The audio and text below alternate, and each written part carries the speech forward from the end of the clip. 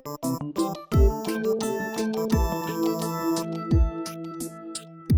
everybody, Mr. Duran here again. Today we're going to take our 2-point perspective drawing technique that we learned yesterday and we're going to use it to create a building. What building, you ask? How about the school? So I'm using a photo reference I've got open on my screen as I'm looking at and as I'm drawing, and I am going bit by bit trying to create the front doors of our school. You can see I've started with the corner here. The Learning Commons is on the right side, and there's going to be windows all the way down this building. Notice that I'm drawing kind of small, and that's because my vanishing points needed to be on the same page.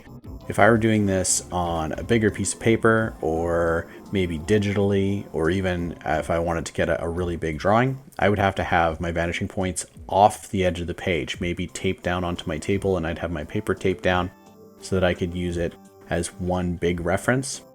Because when my vanishing points are on the page like this, it means that I can only draw within them. I'm not going to put anything on the right side or the left side outside of those vanishing points because they're going to become very distorted and they're not going to make sense without even more vanishing points that I begin to reference. So here I've got the windows, and notice that I'm using the top and bottom lines from my orthogonals to reference where the top and bottom of all the windows are.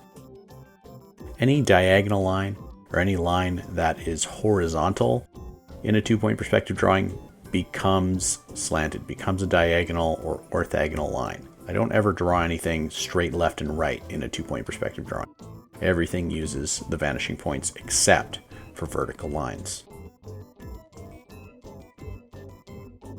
Front doors are done, and that's about as far left as I can go because that's my vanishing point. If I put anything beyond that, it will start to look distorted and weird.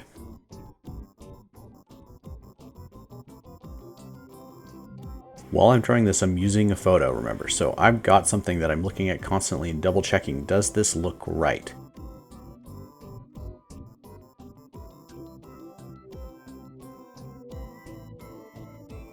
While you're drawing today, I want you to try finding a photo or maybe even going outside onto the street in front of your house and draw a 2-point perspective drawing using an actual source so you can try and make it look realistic just the way that it looks in real life.